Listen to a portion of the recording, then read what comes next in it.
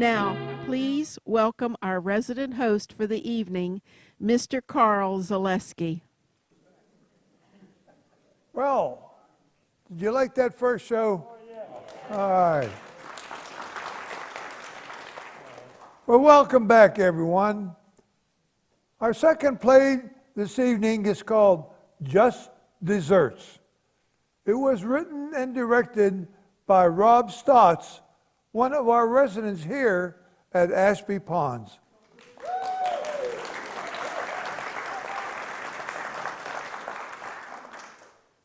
Dinner parties are fun, aren't they? Well, at least usually, but once in a while they take an unexpected turn. If you've ever had unpleasant surprises at your parties, you'll definitely sympathize with our host and guest this evening. You'll leave being grateful that your parties have never been quite that exciting. During the opening scene, be sure to watch both sides of the stage. What's going on may seem not at all related to a dinner party, but the connection will soon become clear as the plot develops. The impact of what happens in that first scene unfolds just in time for dessert. Now, let our second show begin.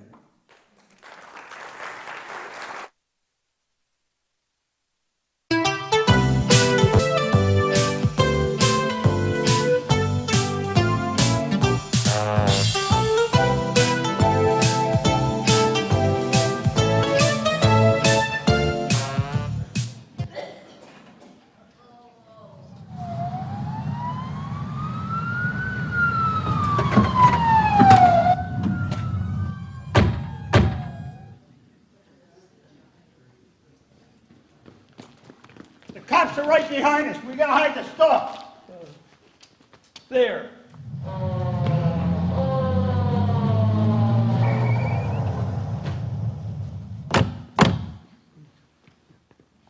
Police, hold it right there. Why didn't you pull over when we signaled you, and why did you run when you got out of your car?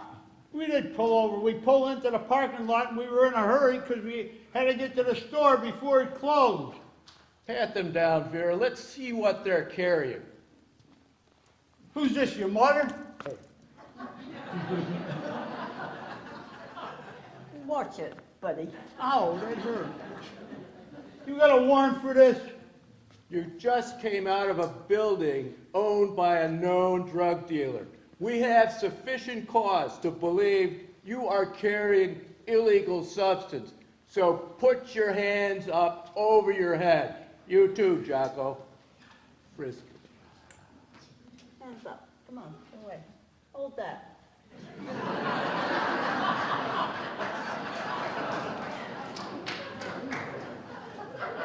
Take it.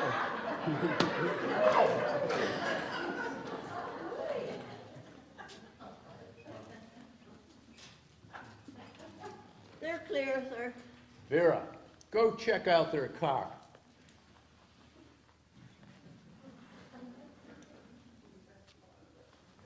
Let's see some ID from you punks.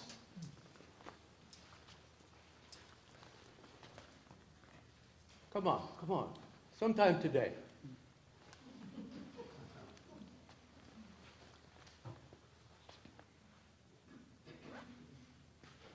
Edward Santucci, that you?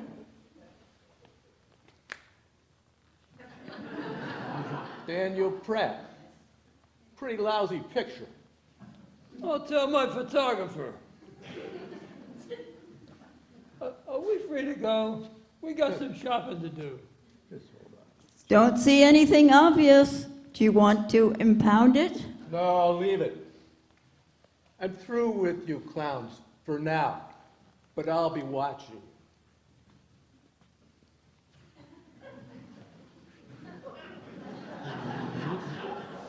But all that was closed. Now how do we get our stuff back from that lady? I saw her go and get into a red Toyota Camry and drive off. I couldn't get the whole license plate, but the last three numbers were 227. Well, she must live somewhere nearby. We gotta search the neighborhood and find that car. We're out of here. Right.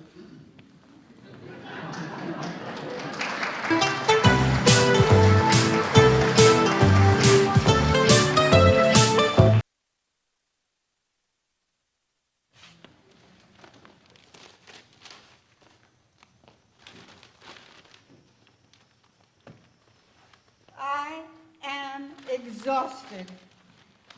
After spending all day with a client, then grocery shopping, I ran into Martha Post in the parking lot. I must have spent 20 minutes listening to her tell me about all her health problems, her kidney issues, her husband's goiter, her kids' teeth, God knows what else. It was a regular organ recital. She never stops talking. She is a talker. Oh, Brent, would you put the groceries away for me, please? I'm too tired to do it, and the ice cream's going to melt. The grocery bags are on the kitchen counter. Sure, I'll Thanks. take care of that. Gotta save that ice cream. Of course, of course.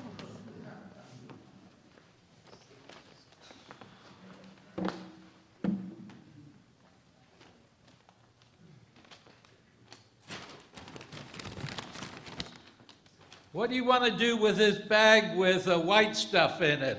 It looks like flour. I have to buy flour for tomorrow night's dessert. I'm baking a cake. Just put it in the flour canister.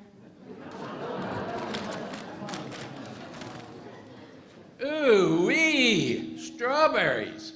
I love strawberries.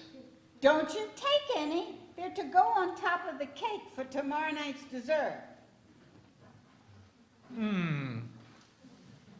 There's more flour. It won't all fit in the canister. Whatever's left over, just put it into the cupboard.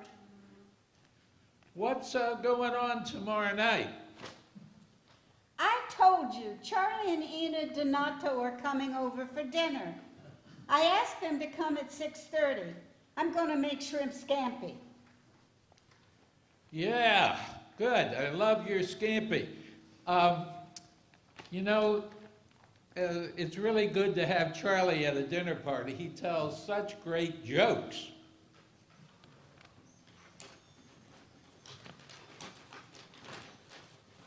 I know he's a policeman, but does he have to bring that gun with him everywhere he goes? He says you never know when a bad guy's going to turn up, so he wants to be ready. I saw him in the parking lot at the Giant today talking to two shaggy-looking guys. I didn't want to interrupt him, so I didn't speak to him. He sees bad guys behind every tree. What do you want me to do with this, these cans of fruit? I'll put them in the cupboard on the top shelf. But leave out the peaches. I'm going to make a cobbler with them tonight.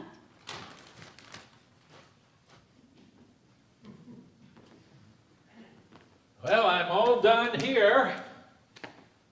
How about a drink? Oh, that's a good idea.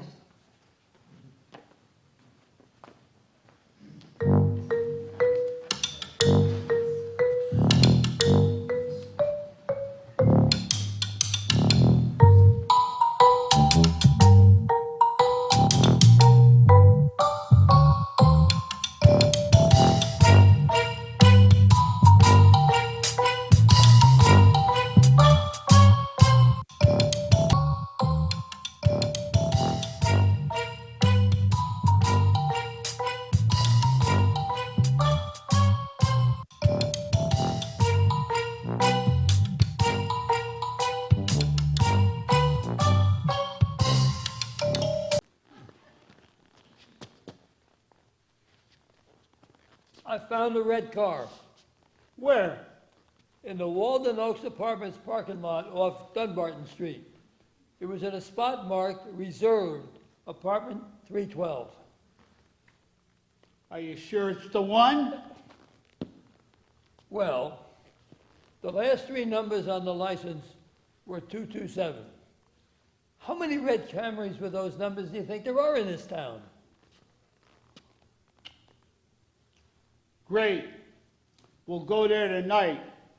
We'll hit them at dinner time. They're bound to be home then. I can't do it till after 7 o'clock. I gotta pick up my kid from basketball practice. Okay. Pick me up at 7:15. How are we gonna get in and do this? I'll figure a way. Just pick me up at 7:15 and bring a ski mask just in case. I don't have a ski mask. Well, how about putting one of your old lady's stockings over your head? Oh, I'm not putting a stocking over my head. Look, this isn't a jewel heist. Just tell them that we think they picked up a package of ours by mistake at the grocery store, and could we please have it back? Good idea. It'll be easy. And I'll bring my piece just in case they get sticky. A gun? A gun? This is getting out of hand. I agreed to drive you around to pick up and deliver this stuff, but not gunplay. Look, this package is worth a couple of grand, and I ain't taking any chances on losing it. I'll only show the gun if it's absolutely necessary. We'll pick up the package, finish the delivery, collect the dough. And the next time we do this, I'll have my wheels back, and you won't have to be involved ever again. Gabisha Paisan. Well, all right. I'll see you at 7:15. Buongiorno.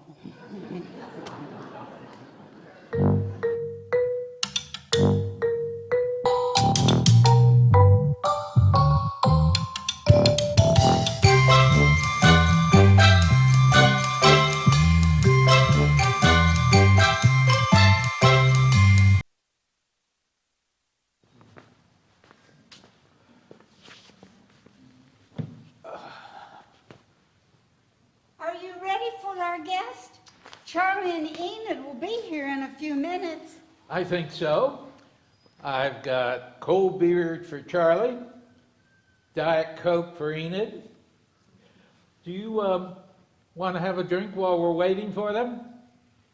No, thank you. I'm having trouble with the cake. The flour doesn't seem to want to hold together very well. But I'll have some white wine with dinner, though. Okay.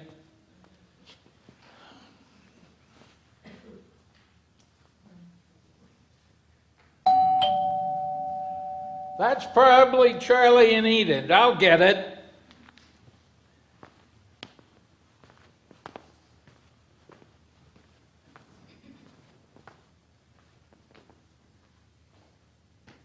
Welcome. Come on in. Good to see you, Brad. Yeah, it's been a long time. Something smells delicious. Anne's in the kitchen cooking scampi. Can I get you all a drink? Sure, I'll have a beer. I'll have a Diet Coke, please. Okay. Can I take your coat, Charlie? Thanks, but I'll keep it on. Do you take that gun everywhere you go? It's required by regulation, and you never know when you might need it. Please don't shoot it in the house. It'll scare all the neighbors. I'll get your drinks now.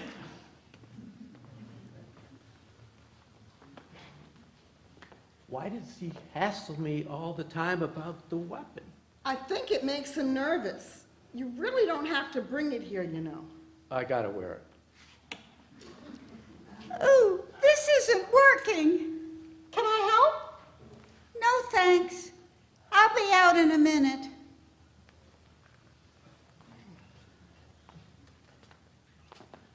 Well, what's new, Charlie? Oh, these cutbacks are gonna kill me.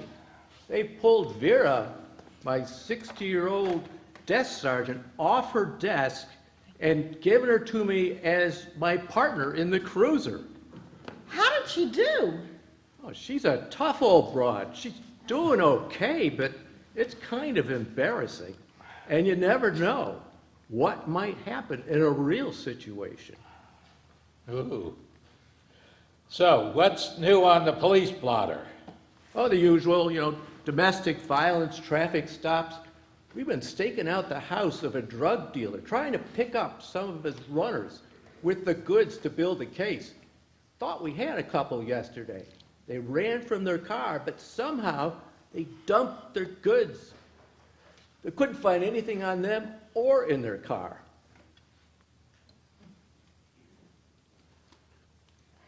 Well, that sounds a lot more exciting than selling life insurance. Good to see you. Let's have a toast to dinner and good company. What was your problem in there? Oh, I'm having trouble with the cake. The flour didn't seem right. But I put it in the oven anyway, so we'll see what comes out. I'm sure it'll be wonderful. Charlie, did I see you in the parking lot at the Giant yesterday talking to two men? You seemed intent on your conversation, so I didn't interrupt you. Were you there? I was just telling Brad about apprehending a couple bozos. We thought they were carrying drugs, but no luck. Can we talk about something else? I get police talk every night. And how is your son doing at school? Oh, they are fine. Neither one calls us very often, but they both seem to be enjoying college life. Oh, that's the buzzer. Everything should be ready. Why don't we move into the dining room?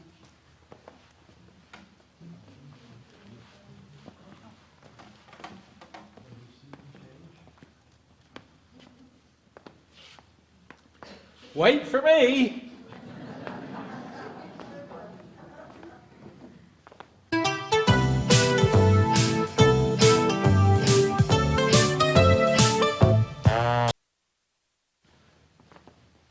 Another magnificent meal down the hatch. Well, the cake should be ready in a couple of minutes, and I'll just serve it here, and you can add your own strawberries and whipped cream. Brad, I still do not buy your statement at dinner that men are happier than women. Oh, come on. Look at the evidence. We don't change our name when we get married. Wedding plans take care of themselves. We never get pregnant.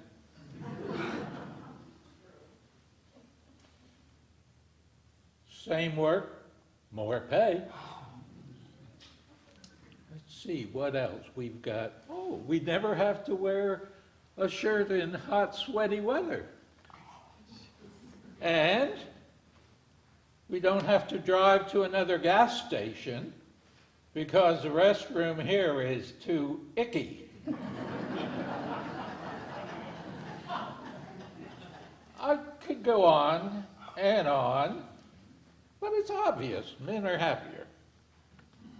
All it takes to make men happy is a full belly and a warm bed. I don't buy your standards because by them, a fish in a fish tank would be the happiest creature on earth. Besides, happiness is overrated.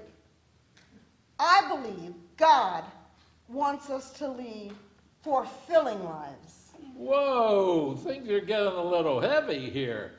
No politics or religion, please. Speaking of religion, it reminds me of a joke I heard recently about an atheist walking in the forest. Tell us. No, you've got it. This atheist is walking in the forest, admiring the beauties of nature. Suddenly, a 7-foot grizzly bear jumps out of the bushes and charges him. The atheist turns and tries to run, but he trips and falls. He rolls over to find the bear right on top of him. As the bear raises his paw to strike, the atheist cries out, "Oh my God!" Time stops. The bear freezes. The sounds of the forest disappear. A light comes out of the sky, and a voice says, "You have denied my existence all your life. Do you expect me to get you out of this predicament? Am I to consider you a believer?" The atheist looks into the light and says, "It would be hypocritical of me to expect you suddenly to treat me as a believer, but perhaps you could make this bear a believer." "Done," says the voice. The light goes out. The sounds of the forest return. The bear straightens up, puts his paws together, bows his head, and says, "Lord, bless this food which I'm about to receive."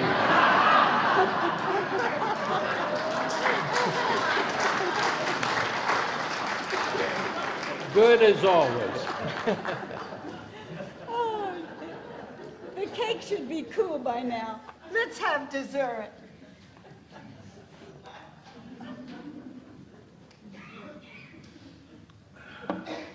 Great call. It's ruined! What? What's wrong?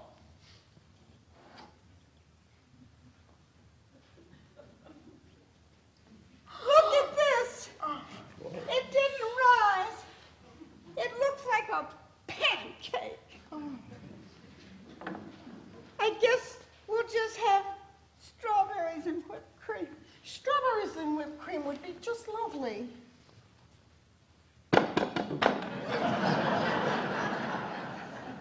It's hard as a rock. I think we could use it as a frisbee. Excuse me, Brad. I need to go to the can. You know where it is over there. Sure, thanks.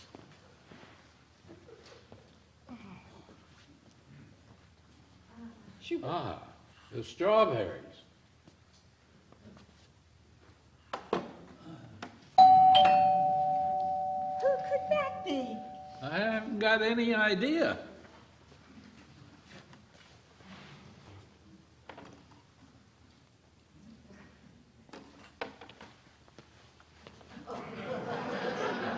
These two gentlemen would like to use their phone. They say their car broke down and they would like to call a tow truck. How'd you get in the building?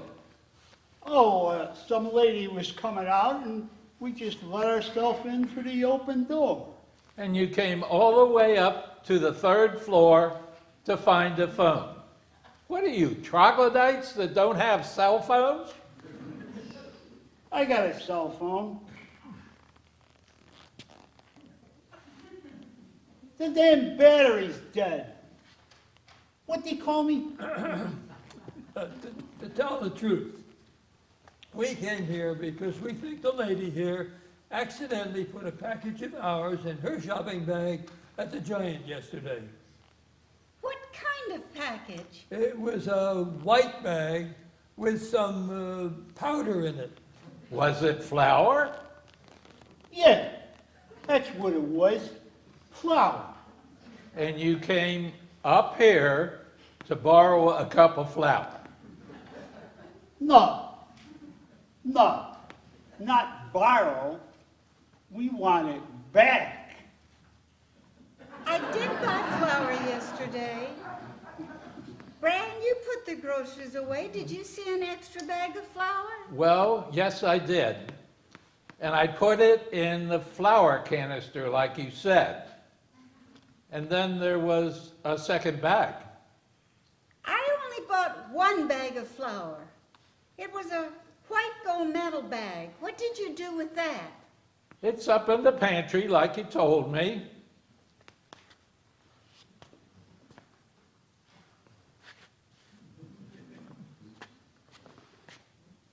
Well, So, our flour's in your flour canister.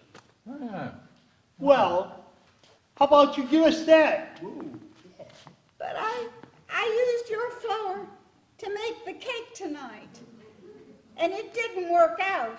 I'm sorry, but that is terrible flour. Why don't we give you the new bag? We don't want your flour. We want our flour. But she cooked your flour. It's in the cake. What is this? You got some special power flour? Yeah, it's a special power flour. Look, go and get the damn flour before I have to use this. Now, how about you go and get it? Come on, move it. I'm growing old over here. Come on. Okay. I'm going. What is going on? Is that a real gun? Yeah, it's a real gun. Sit down, Pop. Yeah, Charlie, it's a real pop gun. Go and get the damn flour. Dan, you go with him. This is what I call a real gun. Now carefully put your Mamma gun mia. on the table. And put your hands up before I blow your brains out. You too, meathead. Don't shoot, Charlie. Brains will stain the rug. Over here, you two. Stand facing that direction.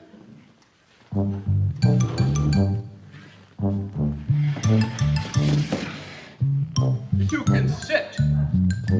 But put your hands behind your back where I can see them. Brad, go get some rope so we can tie these punks up. I don't think I have any rope. There should be some cord in the laundry room. Will that do? Sure, anything, whatever you got. Okay. Just anything to tie these bozos up with. How did these guys get in here? They came to the door. They wanted to take our flour canister. They said something about how I accidentally put their package of flour in my grocery bag. But I did no such thing. But Brad said there were 2 bags of flour, and he put one in the flour canister, and I used that tonight to bake the cake, and you saw how badly it came out. These are the 2 guys we apprehended yesterday at the Giant. You said you were there. They must have dropped it in your grocery bag when you weren't looking before I got there. That's why we couldn't find it on them. I was talking to Martha Post when you arrived. I bet they could have done that then. That stuff in your canister is probably illegal drug. We're going to have to take that to the lab and test it. And don't eat your cake.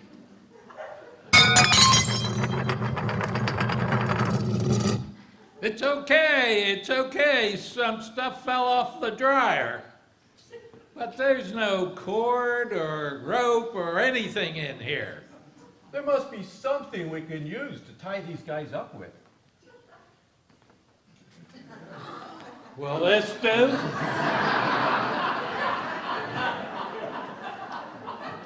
Those are mine. I'll buy you a new pair. What size do you take?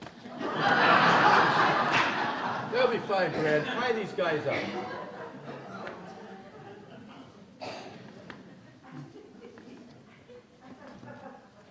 I thought you said this would be easy. Shut up! Edith, call 911. Tell them I want 2 squad cars here ASAP. Put it on speakerphone.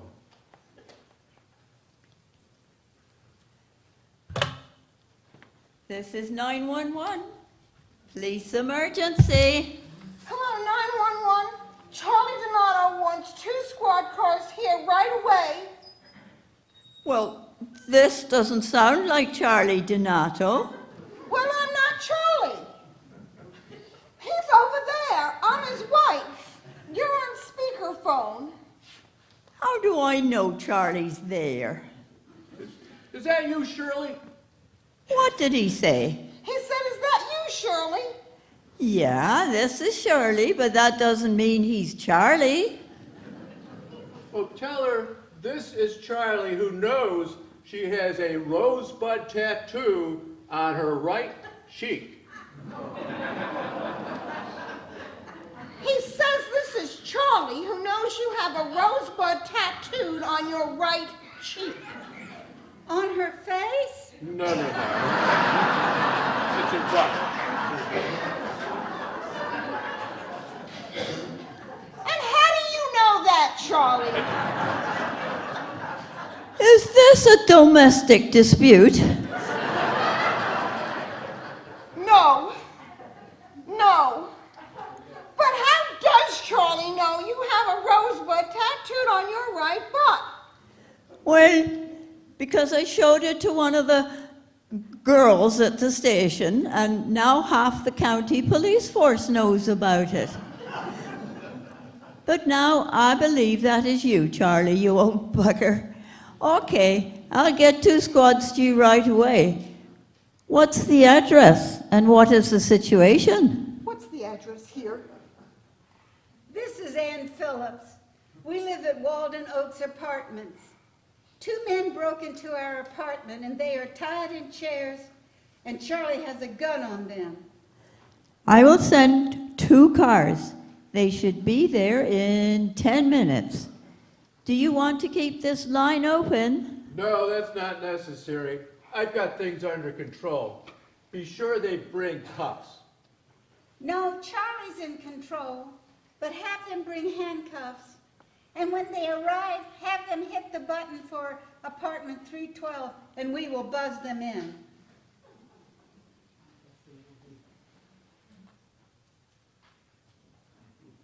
Got that? Sign it off. Okay, thanks. Well, while we're waiting, why don't we have some strawberries and whipped cream for dessert? You don't mind if we eat without you, do you? It's just dessert. And besides, when the police get here, you'll get your own. Just desserts.